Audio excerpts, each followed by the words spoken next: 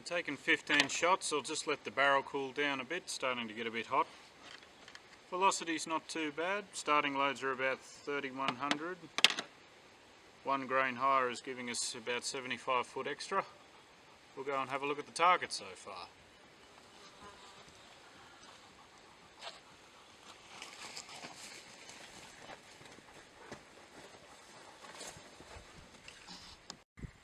So that's our first 15 shots with this load, so not too bad. That first flyer there, that was totally me. But considering I haven't even bedded this rifle or paid any attention to, well, being not too fastidious with seating depth or anything, you know, that's getting pretty promising. That's at 100 metres down there, so yeah, we'll keep going. Okay, so I've just got the last 5 shots of this particular load to go. The last 5 was actually quite promising. Out of the 5 shots there was on the chronograph, it had an extreme spread of only 19 foot per second. So the highest velocity that it recorded and the lowest velocity recorded was only 19 feet per second apart. So that was quite promising, and the group looked good too out there. So this is the fastest powder I'm using for this particular 80 grain bullet. So we'll shoot the last 5 off and have a look and see how they did all up. Let's get the chrony ready.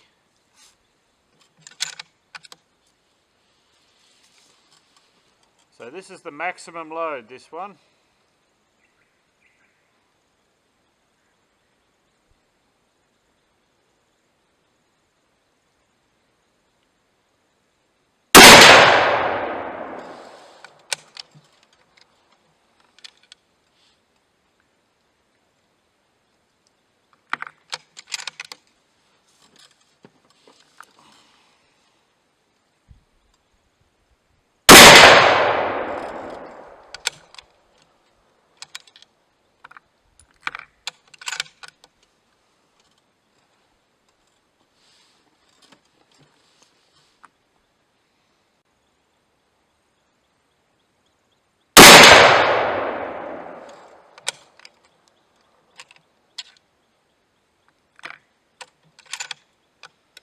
Mm, 3230, 3250 feet per second, so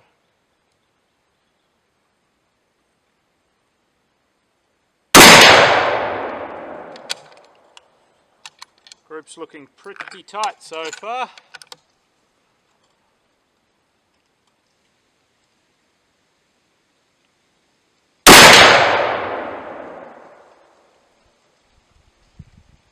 Well, from here it looks like a big hole, which is better than 5 little holes. 3313 was that last one. Get the average for that string. Average for that one was 3263. So that particular load was an 80 grain Nosler ballistic tip varmint bullet, and that was shooting with AR-2208, which is the Australian ADI's powder, which in the US is sold as Hodgdon's Varget.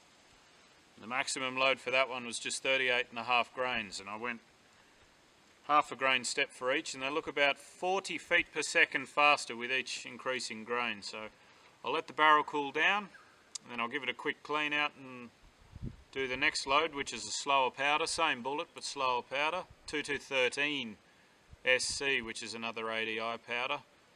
I also use that in my 300 Winchester.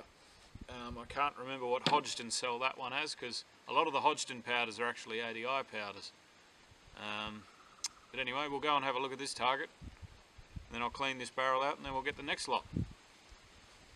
Clear that. Let's have a look. Up at the target, 100 metres down range. So those last 5 shots were the maximum load for that particular powder and bullet combination according to the reloading manual. 38.5 grains, which is not a bad group really. That black square there is a 1 minute, is an inch. So anything inside that is a sub MOA group, so I'm guessing by the size of that one that's probably 3/4 inch, anywhere between 1/2 and 3/4. I'll measure it and find out. That was my starting load there. This fly here was a combination of it being a clean barrel and also me being not 100% ready for the shot, so that one there was my fault.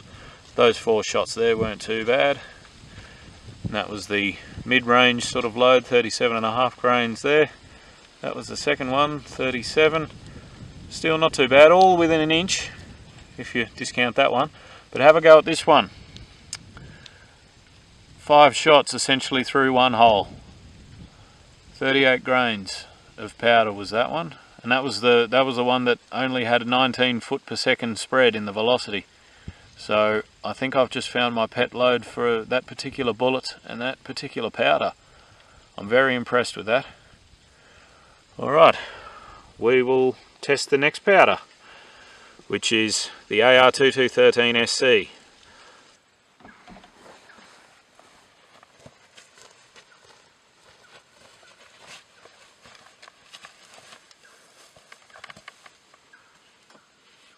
went to start the next shot and the battery for my chronograph's packed up, so I'll switch the camera over to the tripod. So I may as well just get these few ones out of the way. Unfortunately we won't know exactly what velocity they are, but we can estimate it. But never mind, I'll get a pet load out of this lot. I'll get a fresh battery and chronograph them, because it's a 55 k's into town, so I'm not just going all the way in there just to get a battery. Anyway.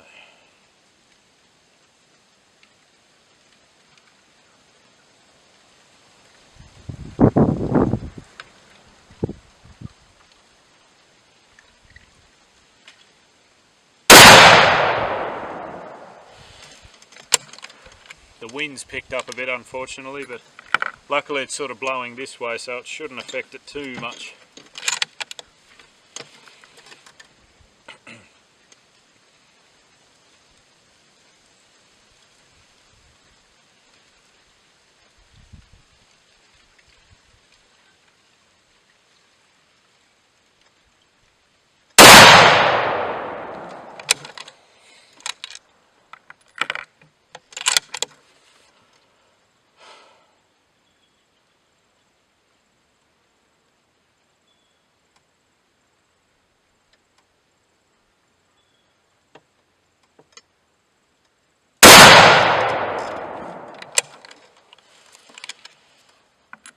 Still jumps a bit though, even though it's now quite heavy with the new barrel and the new stock. Still jumps a bit on the bench, although it's only a light picnic table. I haven't made a proper shooting bench yet.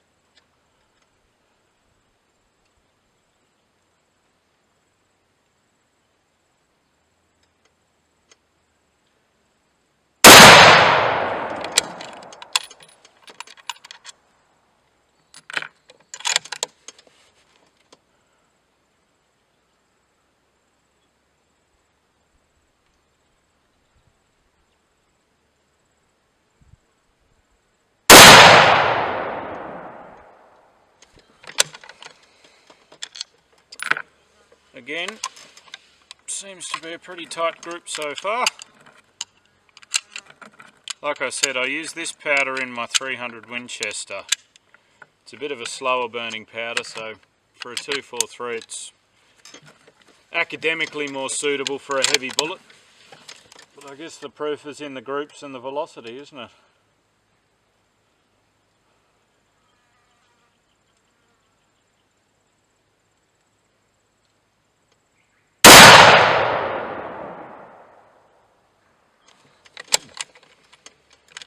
Was a bit off.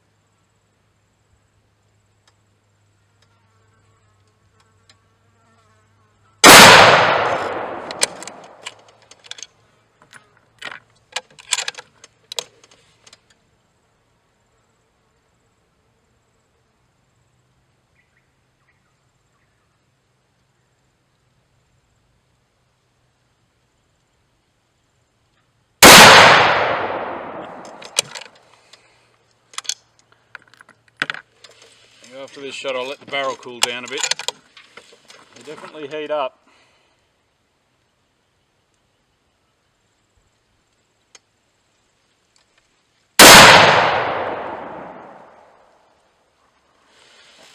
Yeah, definitely let the barrel cool down, getting quite a bit of miraging through the scope. It's not a very good quality scope, it's only about a $300 scope. So I'll let the barrel cool so I can actually see through it. I'll get the last, well, should be 10, but I'm missing one cartridge, so it's only 9 left. We'll give it a bit of time. We'll get our last 9 down. Barrel's cooled off a bit. And my dogs have decided to come out of the house and rejoin me, so they've made the nearly kilometre run over. So no doubt you'll hear them whining and carrying on and wanting to chase the bullets as they go down the range, as they always do. Anyway, they don't seem to mind.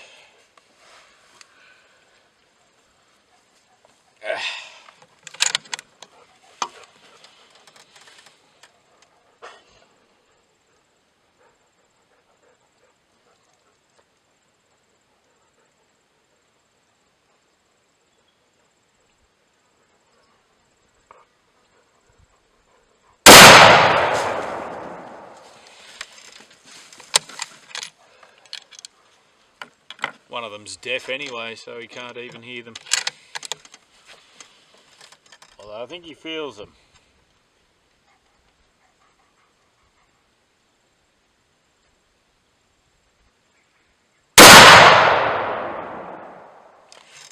And no, he's not deaf because of all the gunshots, he's deaf because it's quite genetic in cattle dogs.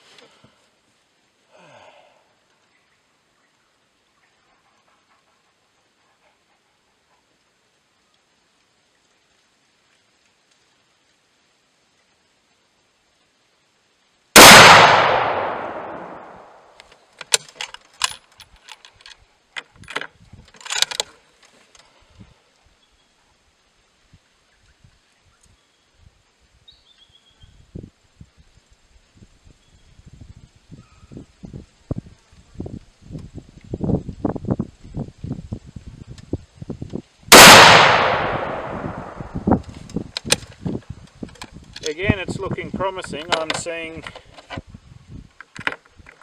one hole in the centre of the target gradually just getting bigger and bigger.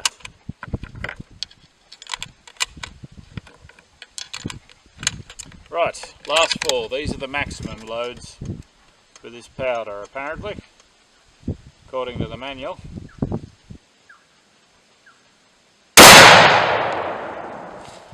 Although isn't it funny how from manual to manual the same load will have very different starting and maximum loads. I've seen even up to 3 or 4 grains of powder's difference between them.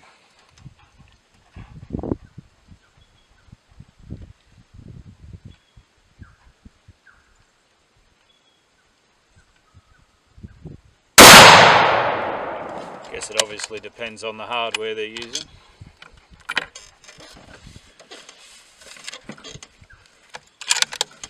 I'm surprised at how quiet those two are staying. Usually they whinge and carry on.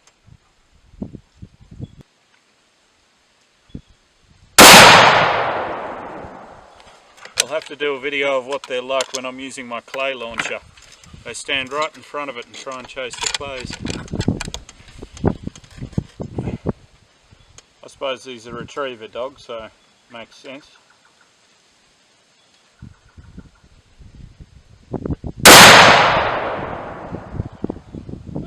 Oh well, they all look good. Well, that's the last of my first load development. We'll go check that target and we'll take it from there. Looks promising though. Right, so we had that one which we already saw, and then here we have them with the slower powder. That's the 13SC. SC stands for shortcut. Shortcut as in shortcut granules. Starting load doesn't look too bad, all sort of within an inch. That one's pretty good too, all things considered.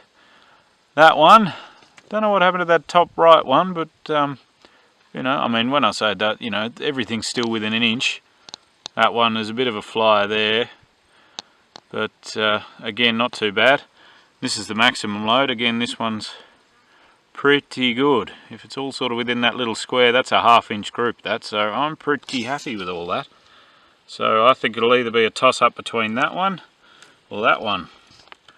This one is, I know the barrel was getting a bit hot when I was shooting that one. There's quite a bit of mirage in the scope. I couldn't really see it properly, so it may have been the same there. But all in all, I'm pretty impressed. Okay, so we're back in the shed now. Quick recap. It's been about 3 weeks since I shot these groups. I've been very busy, but never mind. So we'll go from where we left off out at the range. This is the group that I shot, 80 grain Nosler ballistic tip, AR-2213 SC. The best group out of that load, or out of that lot, was this one here. This is the maximum load, so it's 47.5 grains. You have to excuse my shed door rattling in the background there. It's bloody windy at the moment. So yes, maximum load, 47.5 grains. That was the best one shot. That measured 0.4 MOA, so less than a ½ inch at 100 metres, which I am very happy with for what I'm going to be using this rifle for. So very happy with that.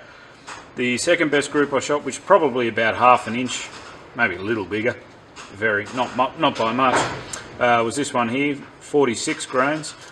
These two in the middle says to me that probably the powder charge doesn't have much to do with accuracy, because this being the starting load, that one there, next one up, next one up, next one up, and maximum load. For those two in the middle there to be, you know, a little bit bigger, I think that was due more to bullet run out, or, you know, I remember this one here, the barrel was getting quite hot, so I couldn't really see it was miraging quite badly, so I couldn't really see it properly. So yeah, I don't think powder charge is going to make much of a difference. You know, like everyone says, the secret to accuracy is consistency with load to load. So as long as your run out's good and your neck tension and everything like that's good, you probably should get a good group anyway. But nevertheless, since I've seen it on paper and there was no signs of excessive pressure or anything, I'm going to go with this load, the maximum load for that one, which yes, I'm very happy with. And then moving backwards from where we left off, that was the same bullet, the 80 grain Nosler ballistic tip, but with AR-2208. So that's the faster burning powder. That's your Varget powder in the States. I still haven't remembered what the 2213 is with the Hodgdon powder, but anyway, needless to say, my best group shot out of that one was this one up here. This is that essentially one hole, 5 shots through one hole. That measured 0.3 MOA, so essentially 0.3 of an inch at 100 metres or 100 yards. So half a grain below the maximum listed load. Like I said before, with these little groups sort of opening and closing a bit, a lot of environmental factors, bullet run out factors, all that sort of thing. I wasn't really paying too much attention to I'll say that again. I was paying attention, but I wasn't being very fastidious about my loading techniques and things like that as far as, yeah, bullet run out and all that goes. So yeah, this one measured, I was very happy with this one, 0.3 minute of angle.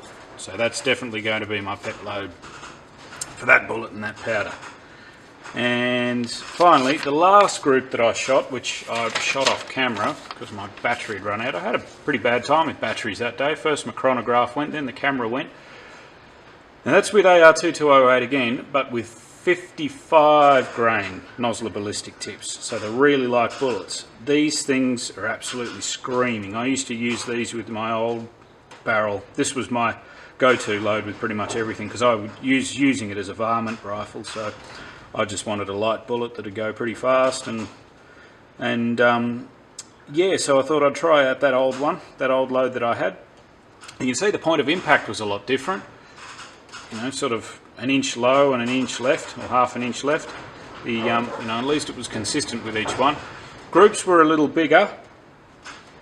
I could put that down to a few things, but it may just be in the bullet, but still very good. The smallest group measured was this one down here, which was 0.6 minute of angle,